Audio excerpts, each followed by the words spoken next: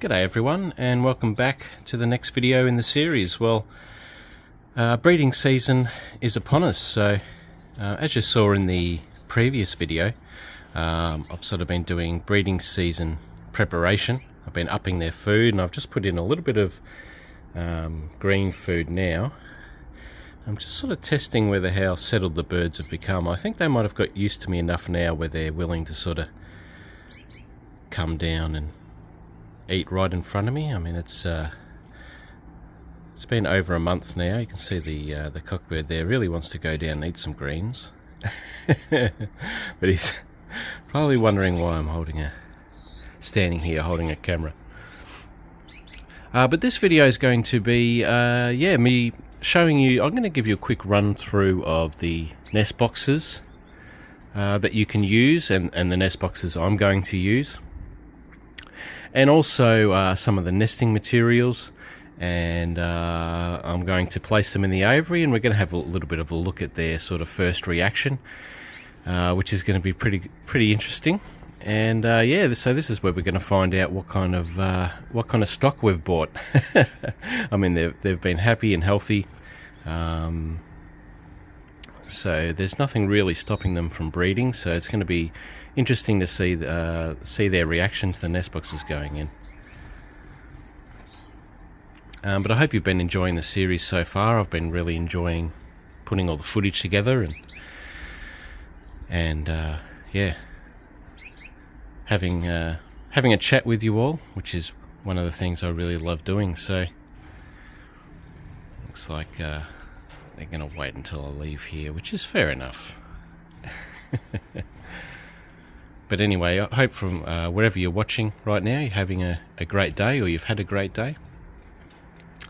And let's get on to the next part of the video.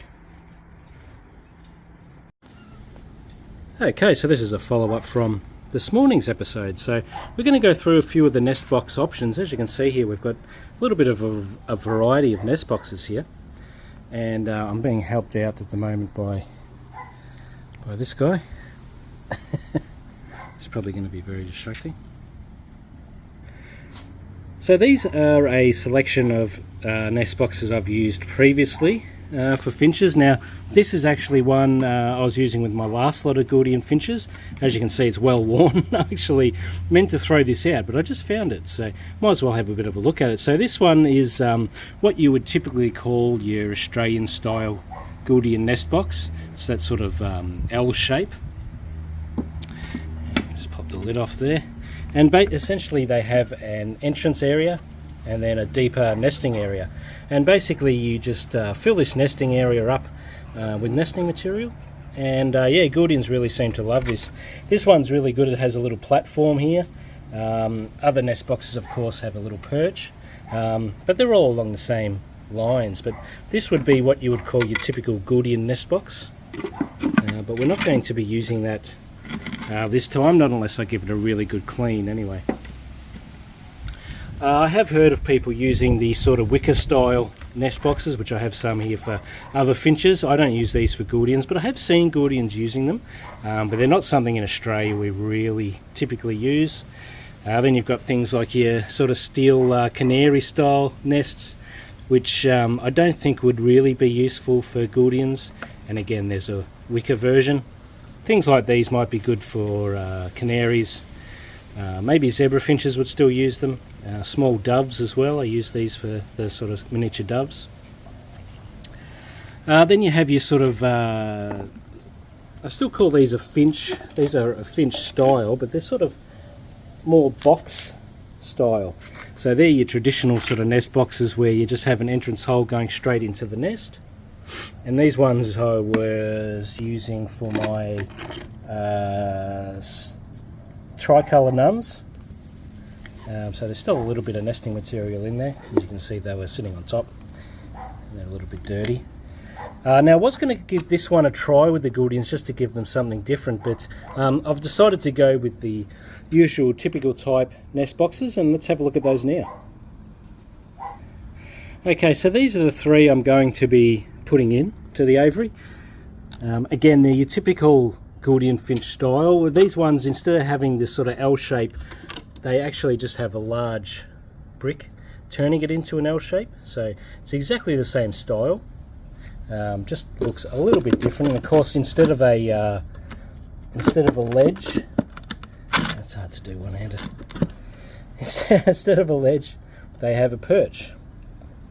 Now, those two are essentially exactly the same. Now this one's a little bit more unique, and I'm going to give you a bit of a look at it. Now this one actually has a sort of a sheltered entrance hole.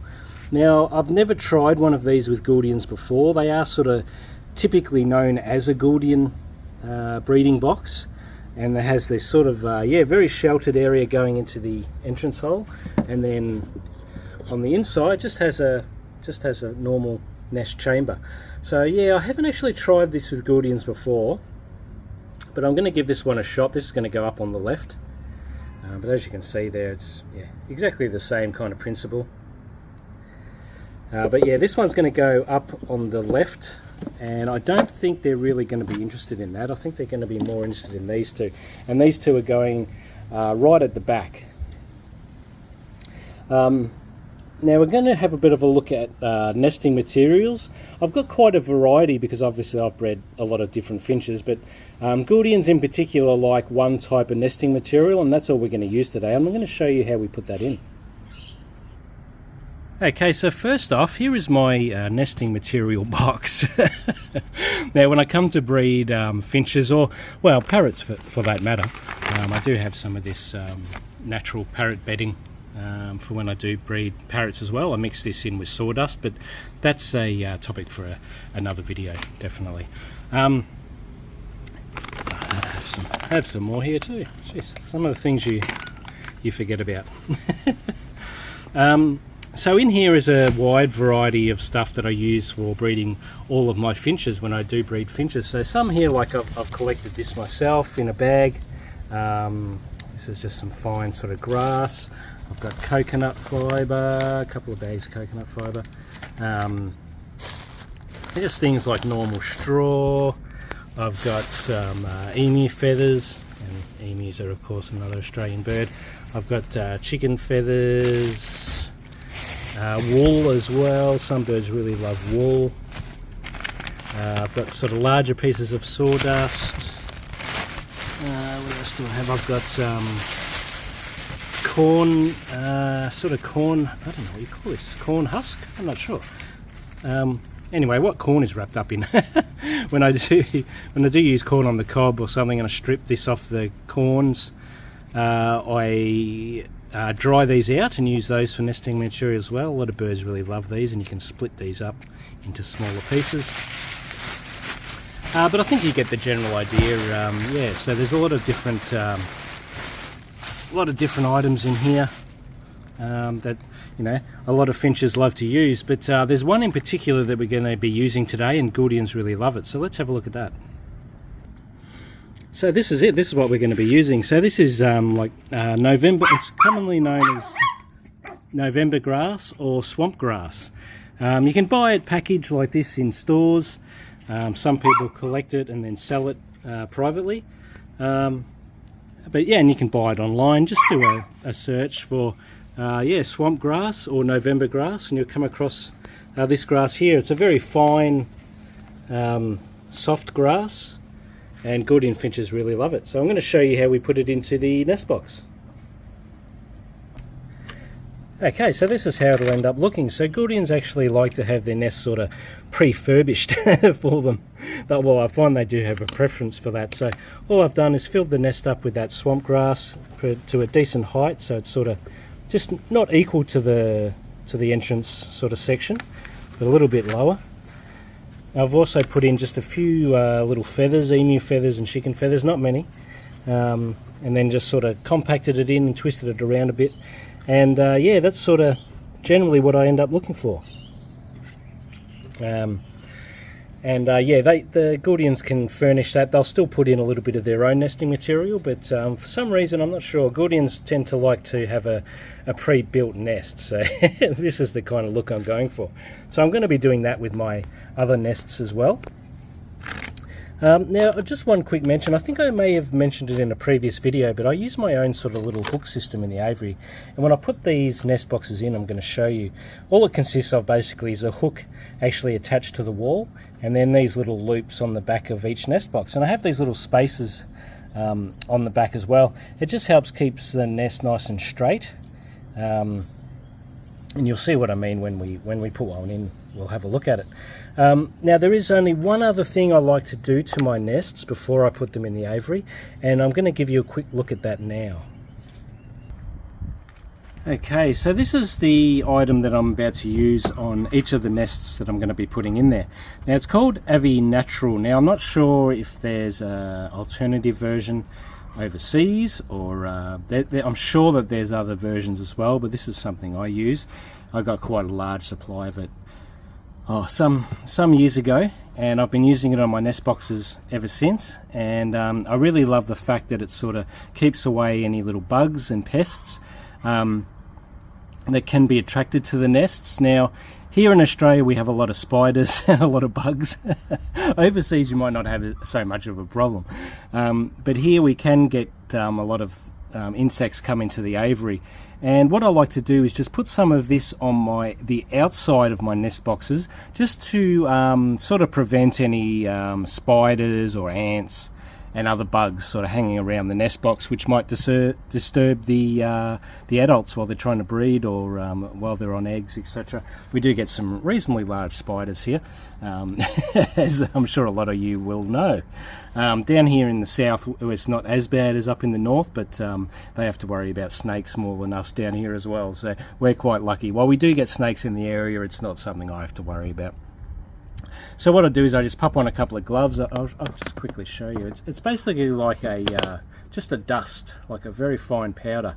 And what I'm going to do is I'm just going to rub it on the outside portions of the nest box that the adults aren't going to come in contact with. So basically it's just the back and the two sides and a little bit underneath. And I'm going to give you a look at the finished result.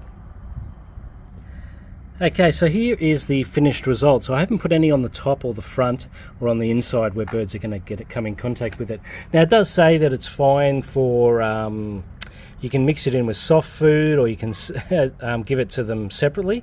I don't actually do that. I find my birds are healthy enough as it is. But as you can see, I just put a liberal coating sort of all around the nest box, underneath as well. And yeah, it's just going to stop any bugs deciding to use the nest box as a home. Okay, so I've got my 3 nest boxes here all filled up, ready to go. And I'm just going to give them a slight dusting with that product that I just showed you. And then we're going to put them into the aviary. And yeah, I'll show you the hook system as I put them in. Okay, so sorry for the bad light, it's a bit early in the morning here, but I'll give you a bit of a look. So those are my hooks there. I've got them sort of, I've actually got a supporting beam in the middle there of the back panel, so that way I can put heavier nest boxes at the back. And there's a couple here, there's a couple here with the stress perch on. And there's some there for some other reasons, but yeah, essentially those are my hooks that I'm using, that I mentioned for the back of the nest boxes, so I'm going to put those in now. Okay, so that's the nest boxes located. So I'm not completely happy with this one. I didn't think about that. I sort of need it to be a reversed one. It's quite close to the side there. Hopefully they'll still be quite happy to use it. Because of the one up on the left there, I sort of can't really move them over, which is what I would prefer. I'd probably prefer to put that one over and this one over, but we'll see how we go. I may end up taking down that one if they're not interested in it at all. So yeah, I'm going to try and do a bit of a recording from the other end. I don't know how this is going to work out, but we'll see how we go.